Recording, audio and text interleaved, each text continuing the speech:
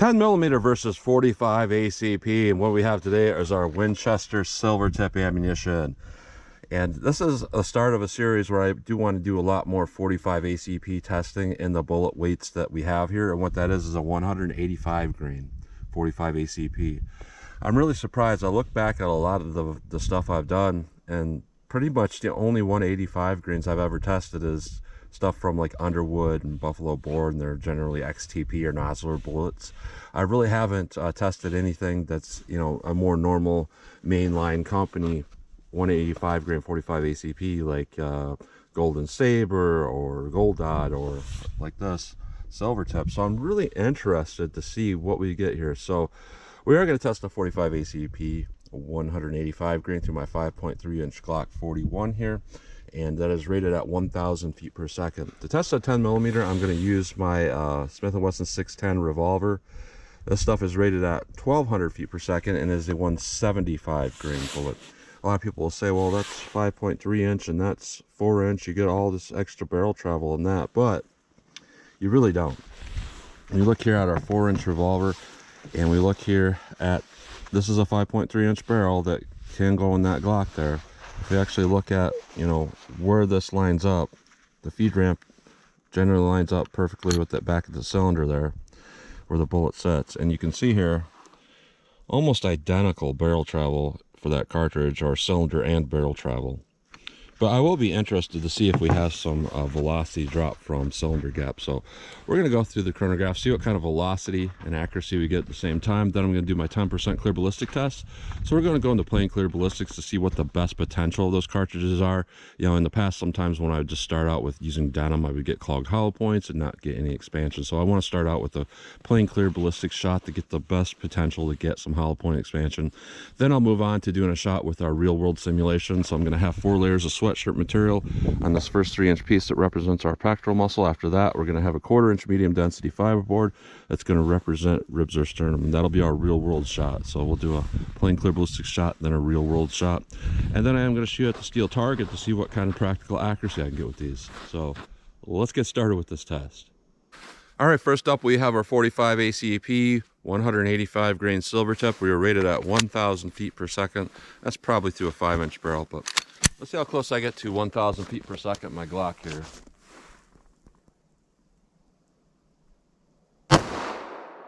.975, 960, 961, 934, 944. So we're below rated velocity, but that's one of the most accurate 45s I've ever seen. So that's pretty good for accuracy, but I'd like to see a lot more velocity. Now our 10 millimeter here, we are rated at 1,200 feet per second. I have ran this in the past in that 5.3 inch barrel with a conversion barrel, and what we got then was 1,235 feet per second. So I'm curious to know if we're going to lose a bunch of velocity in this due to cylinder gap. And by the way, I actually did measure this last night. It's only a 0.002 cylinder gap. It's very, very tight. So let's see how close we get to 1,200 feet per second it's rated, and how close we get to 1,235, what I've got in a semi-auto. 10 millimeter. 1211, 1190, 1214, 1174, 1203. So we got pretty much rated velocity, maybe just a tad less, and that's kind of what I was expecting. You know, generally a 0.2002 gap, you might lose 2% of your velocity. You know, generally a 20 feet per second for every 1,000 feet per second. Looks like we lost a little more, maybe closer to the about 30 feet per second per 1,000, something like that. But it's still really good velocity overall. So let's hit our ballistics gel block and see how these compare. All right, our best potential shot. No denim in the way to clog a hollow point. No rib simulation to slow down penetration. Let's see what we get here with our 45 ACP.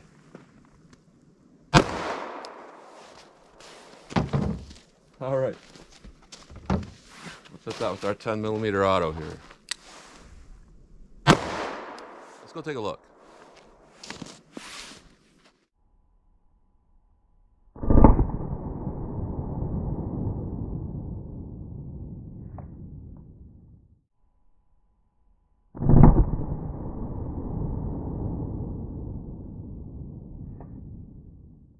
All right, surprising performance there. Interesting to see, what we're seeing here with that 10 millimeter. I was not expecting that. That 10 millimeter just completely shredded apart.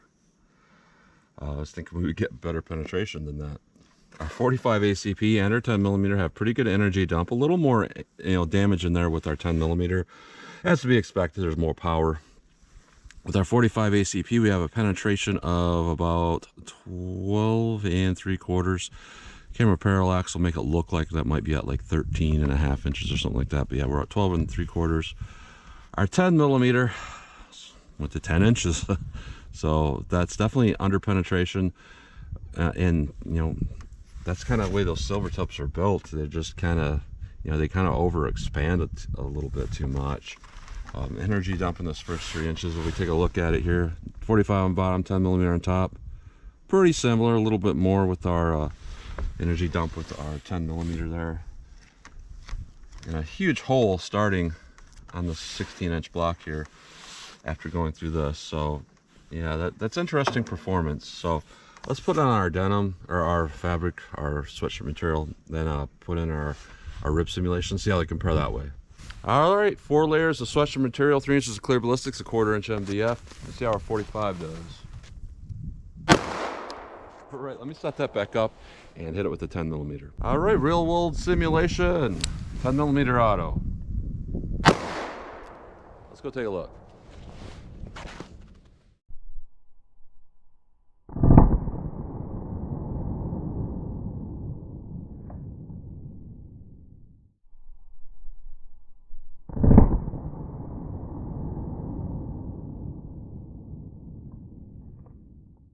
All right, so this is pretty interesting here. With our 45 ACP, we actually split this fiberboard completely in half. Huge amount of over expansion. Just blew that apart. So I put in a new piece of fiberboard that hit with the 10 millimeter, and that also blew this apart. And I have absolutely no idea where the other half of this fiberboard went. I don't see it anywhere around me, so it must have flew like 20 feet away. Hit with a lot of force there, but we can definitely see some differences here with both of these. A lot more energy dump with our 10 millimeter on top versus our 45 on the bottom, going through that that fabric. And it looks like that fabric just lowered that expansion threshold enough to make that 10 millimeter do a little bit better. So we're actually opposite performance here when we go through more of our real world simulation. Our 45 ACP, we're at about 10.5 inches of penetration, and we had too much over expansion and just fragmentation. Now with our 10 millimeter, it did the opposite. And I think that's partly because if we look at the hollow points of both of these, the 45 is massive, big opening hollow point, was where our 10 millimeter is a lot smaller. So I could see where, that 45 is going to take on a lot of force regardless and just want to overexpand. Is where our 10 millimeter overexpanded in our plain gel just from too much energy and not any denim to clog that. And when we clogged it a little bit, it made that 10 millimeter perform a little bit better in our real world simulation. So with that, we have a penetration of about 16.5 inches of penetration. So when we look at this, our plain gel shot did better with the 45 than the 10 millimeter, but our real world simulation did better with the 10 millimeter. So if I have to pick one of these scenarios here, I'm going to pick the real world scenario because it's more likely you're going to encounter fabric and bones if you're making proper shots. So what I'm going to say here is that our 45, while it would probably do okay, it's not going to get enough penetration through a side shot through an arm. That's where that 12-inch minimum came through. You have to go to 12 inches in gel if you want to ensure that it's going to go through an arm from the side, go through ribs and all of that, and still have enough penetration. So what this basically means is that the 45, it will work on a front-on shot. A 10 millimeter, assuming that you're hitting fabric and ribs, it's going to work better overall. So I would say our 10 millimeter did a little bit better here. So let's pull these out of the block. We'll take a close-up look at them. Then I'll shoot our steel, see what kind of practical accuracy I can get with these. All right, so here's a close-up look at these bullets. These are the ones going through our plain gel. Interesting performance here. Our 45 ACP had really massive expansion. That is one big bullet. But our 10 millimeter, the lead split in half. Jacket separation. I mean, no doubt that would cause a lot of damage, but that's, you know, kind of subpar performance for a cartridge. Now, when we go through our medium density fiberboard, things changed up quite a bit here. Interesting here, our 45 really didn't change at all for its diameter. We had a little bit of fragmentation, but it stayed really big overall. It just underpenetrated when it hit that, you know, rib simulation. This is too much diameter for it to, you know, penetrate very well. Our 10 millimeter though, you know, the denim and rib simulation actually made it acceptable. Good expansion, not huge, but good penetration, a little bit of fragmentation. Overall, pretty good performance. So, you know, you look at this, you might say, well, the 45 is acceptable and 10 millimeters not, but when we take this stuff out of the way, we look at going through fabric and going through rib simulation, you know, what you're seeing here is huge expansion, very much under penetrating, good expansion, and good penetration. So I'd say overall our 10 millimeter just did a little bit better. So that's a close-up look at those. All right, 12 yards from the target. So I just want to see how these things will shoot for me for just practical follow-up shots and shootability. You might have noticed I was shooting with the glove on, single action a lot a moment ago. That's just because, you know, with the wind chill, it is 11 degrees out today. So I'm just wanting to keep that thick glove on. But for this, I'm going to take the glove off and see what we get. Now, this is pretty much an unfair comparison because the Glock weighs something like 26 ounces, as where the Smith & Wesson Revolver weighs like 40 ounces.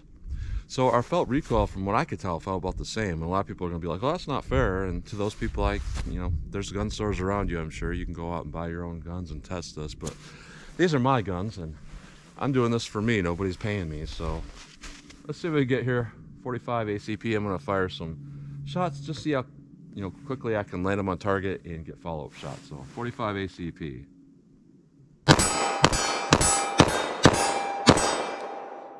All right, with that, you know, there's pretty mild recoil. It really felt kind of like shooting a warmer 9 millimeter because there wasn't really a whole lot of muzzle flip. That was to be expected, but it's actually more pleasant than what I would have expected. So 10 millimeter, let's see how I can do with this.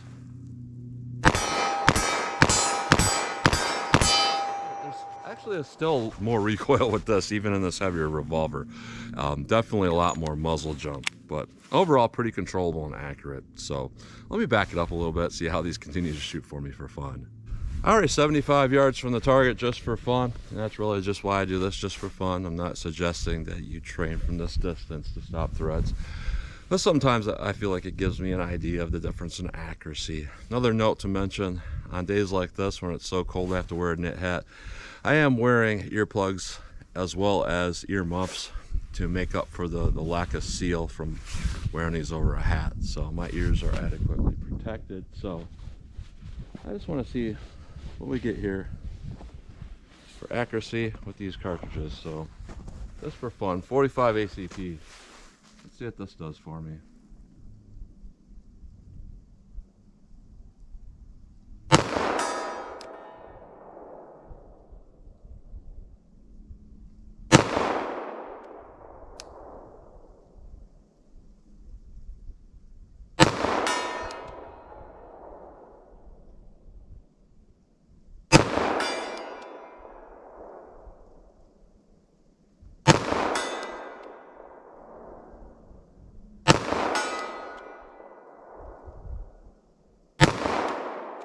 So not great. I did notice that several of those rounds were hitting really low, so I had aimed really high to make the rest of those hits. So 10 millimeter auto. Let's see how I can do with this.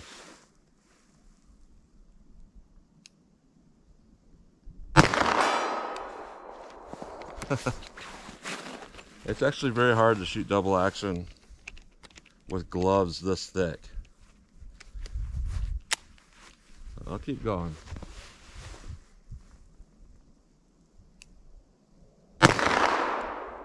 Let me try single action. Let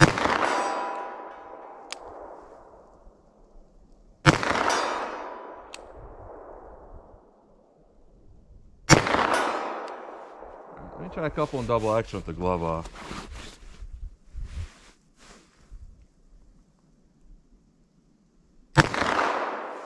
Yeah, this I've noticed this with this revolver with moon clips. It is very difficult to get a really good double action pull. It's not particularly smooth sometimes after I've shot several rounds. I think that has something to do with that .002 cylinder gap. You know, it's fine right away, but after firing several rounds, it becomes very difficult. And you saw when I pulled that, it's like it stops, and I have to pull it harder, and then it jerks the shot way away from the target. So, yeah, that's one thing about this revolver. I might have to have Smith & Wesson address that issue. But overall, looking at this, you know, interesting here. You know, a lot of people like the comparison of 45 ACP to 10 millimeter. Other people think it's really a stupid comparison. But I do think, you know, honestly, it is a good comparison because the you know, the cartridges take about the same size gun. If you look at the Glock 20 and the Glock 21, you know, the 20s and 10 millimeter, the 21s and 45 ACP, it takes essentially exactly the same, you know, frame to fire those. And the reason why is because the cartridges are pretty much exactly the same length. So you have to have that frame of a handgun to fire them. And it's the same thing with Smith & Wesson. You know, it's an end frame revolver, and their 625 for their 45 ACP is also an end frame. I've had a lot of people say that they wish that Smith & Wesson would make like an L frame or a K frame in these. Honestly though, I think the reason why they make them in such a large frame is because I've never had bullet creep out with any rounds in this revolver. And I think that's because the added weight of the end frame prevents that from happening. So I honestly think that's why they continue to make, you know, the 45s and the 10 millimeters in this size revolver. But interesting test overall here. So the 45 ACP in a 185 grain did not perform very well at all. We just had too much over expansion and fragmentation, and that's something that probably a 230 grain would not have an issue with. But we're just hitting a little bit too fast, and we were even below the rate of velocity. So if we had the rate of velocity, it'd fragment even more. So I'd say overall that's not a particularly good bullet weight for this bullet style. With our 10 millimeter, you know, it was 10 grains lighter, and we were actually moving over 200 feet per second faster, and we did not see so much over fragmentation. I just think that's from the size of the bullet and the hollow point cavity being kind of smaller. But overall, I'd say this 10 millimeter as a personal defense 10 millimeter cartridge, I think it's a pretty good one. You know, and this is one of those things people go on and on and on about, like, oh, a 10 millimeter, it should be like 800 foot-pounds, and they see stuff that's in the mid 500s, and they're like, well, that's garbage. But that's kind of the way that they need to be loaded to be a personal defense hollow point. So I think that the way this is loaded is actually loaded pretty good, and I think it is a pretty good option because you're getting, you know, you're getting 357 Magnum energy, and, you know, typically a semi-auto pistol. I'm using a revolver, but overall interesting ammo here. I would say the 10 millimeter did a little bit better here. Our 45 though, at close range anyway, is very accurate. So enough rambling there. You guys can be the judge of what you think, you know, of these rounds. So as always, comment, share, and like, and thanks for watching.